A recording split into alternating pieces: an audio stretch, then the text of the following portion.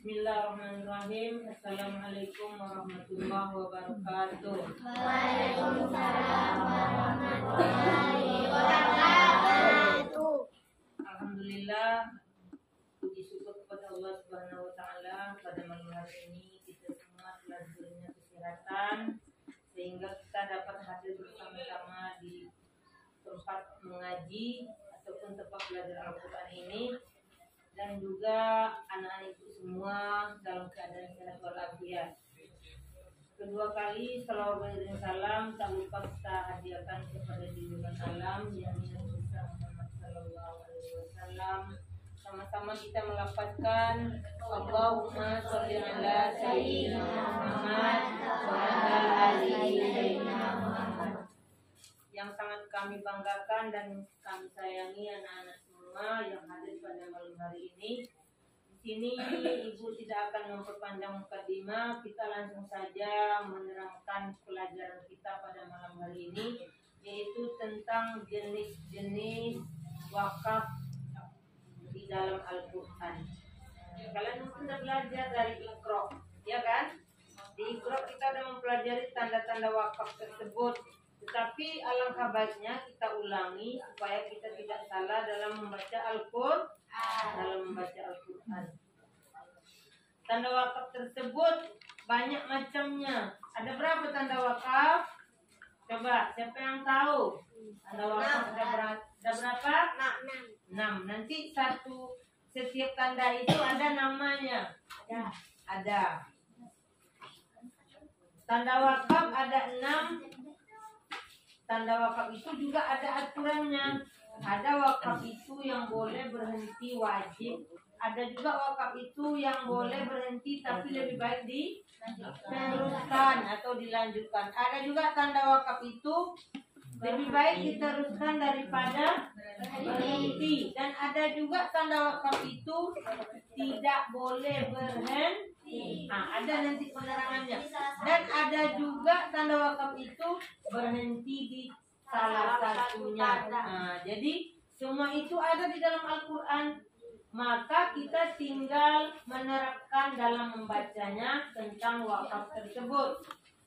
Yang pertama itu namanya wakaf lazim. Wakaf lazim itu tandanya seperti huruf mim.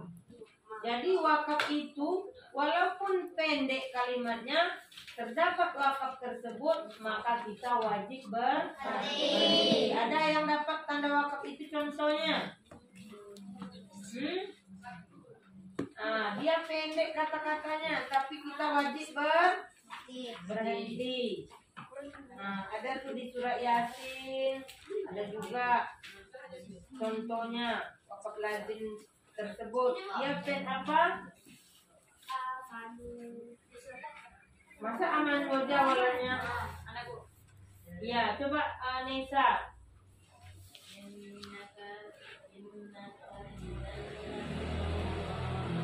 Berarti itu di wakaf apa? Di tanda wakaf akhir. Tak bos. Bukan seperti itu contohnya. Iya ada namanya. Kita kan kalau nggak ada nama di tanda wakaf itu juga berhenti. Maksud ibu di tengah-tengah kalimat. Coba.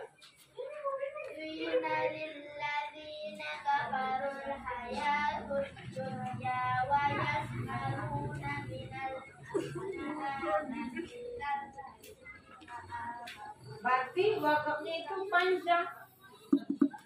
Ada tuh tanda wakaf itu pendek, dia terjumpa tapi langsung harus berhenti kita.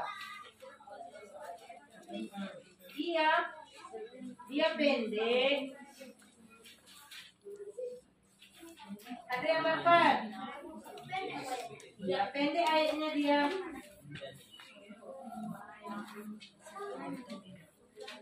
Surat Yasin ada tuh. Jadi intinya wakaf itu bila kita bertemu dengan dia, kita wajib memberhentikan bacaan. Baru kita menyambung lagi kalimat selanjutnya. Apa? Yona? Iya. masalan ashabal qaryah. Korea, aturannya Koryatin. Tapi napas kita masih separuh, tapi datanglah wakaf tersebut berjumpa kita dengan dia. Kita berhentikan itu walaupun napas masih panjang. Itu intinya karena dia wakaf lazim. Jadi wakaf lazim itu kita wajib berhenti. Sesudah itu ada namanya wakaf kola. Disebut wakaf kola itu apa? Utamakan berhenti. Diutamakan berhenti. Wakaf kola itu diutamakan berhenti. Jadi kalau dia berjumpa dengan wakaf kola, ketika membaca Al-Quran bertemu dengan tanda wakaf, ini dianjurkan untuk berhenti dan mengambil nafas. Jadi kalau ada wakaf itu kita jumpai, kita berhentilah dulu walaupun nafas kita masih panjang. Ada namanya lagi ketiga, yaitu wakaf wasal aula. Apa huruf yang tertulis di wakaf itu? Aula. Maka wakaf ini ketika membaca Al-Quran bertemu dengan tanda wakaf tersebut dianjurkan untuk melanjutkan bacaan. Yang keempat yaitu wakaf jaiz. Wakaf jaiz ini huruf ja bertitik di tengah-tengah kalimat, dia diberi wakaf itu. Ada banyak di dalam Al-Quran itu. Di wakaf itu menerangkan seperti apa?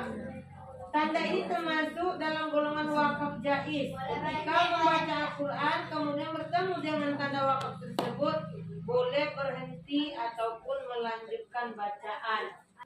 Wakaf apa lagi? Wakaf mu'anaqah itu wakaf titiknya 3. Seperti di surat Al-Baqarah ayat 2 itu terjadi dia kalimatnya berdekat-dekat. Dalikal kitabul la raiba fihi. Kan pendek tuh. Dia setiap kalimat seperti itu wakafnya akan terjadi pendek. Jadi itu bisa menjerat. Karena kita nggak tahu, kita berhenti keduanya, itu tidak boleh. Dipilih salah satu.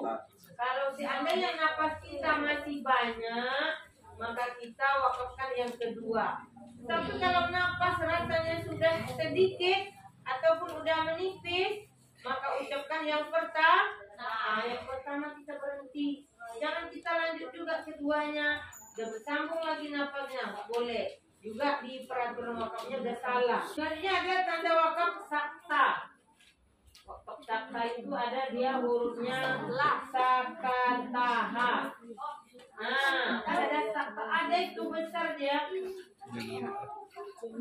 Sakataha, ada itu. Ada itu namanya wakaf sakta. Ketika membaca Al-Quran dan bertemu dengan tanda ini, diharuskan untuk berhenti sejenak. Berapa tuh wakafnya? Berapa? Ada nggak lagi yang tinggal? Ada. Tanda wakaf la atau yang disebut namanya lam alif. Lam alif ini namanya wakaf fihi. Nama wakafnya. Kalau itu contohnya banyak, tapi karena kebanyakan berhenti pula di situ, keenaan. Udah terbiasa. Jadi jangan berharap berhenti di wakaf tersebut, karena wakaf itu tidaklah tanda wakaf, tapi hanya tanda wakaf bukan tempat berhenti. Tandanya wakaf tapi bukan tempat berhenti. Paham semua tentang wakaf? Apa saja tadi namanya? Yang pertama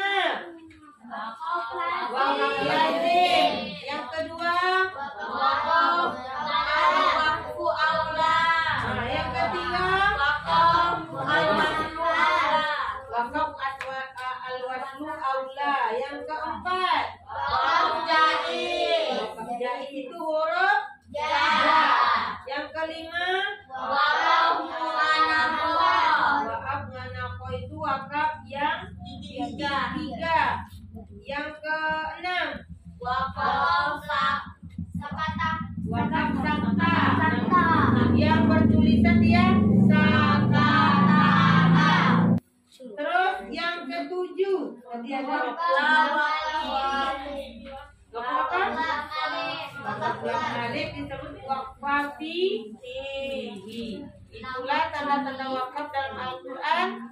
Maka setiap kita membaca Al-Quran itu kita harus memperhatikan tanda tersebut karena wajib kita terapkan.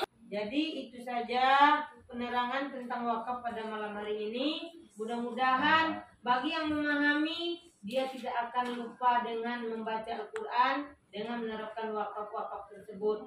Dan bagi yang belum paham, bisa menambah lagi membaca. Dalam Al-Quran itu ada tanda-tanda wakaf juga, ada penerangannya juga. Jadi jangan diam aja, nggak tahu diam, jangan. Supaya memahami kita harus banyak membaca dan bertanya. Jangan diam aja kayak patung. Karena dalam mengaji ini ada yang dinamakan guru. Nah, jadi kalau rasanya kurang paham, ditanya sama guru boleh, nggak ada kesalahan. Dah itu saja. Ibu mohon maaf bila banyak salah dan hilaf, dan terima kasih atas segala perhatiannya. Ibu akhiri wabillahi taufiq wal hidayah. Assalamualaikum warahmatullahi wabarakatuh. Waalaikumsalam warahmatullahi wabarakatuh.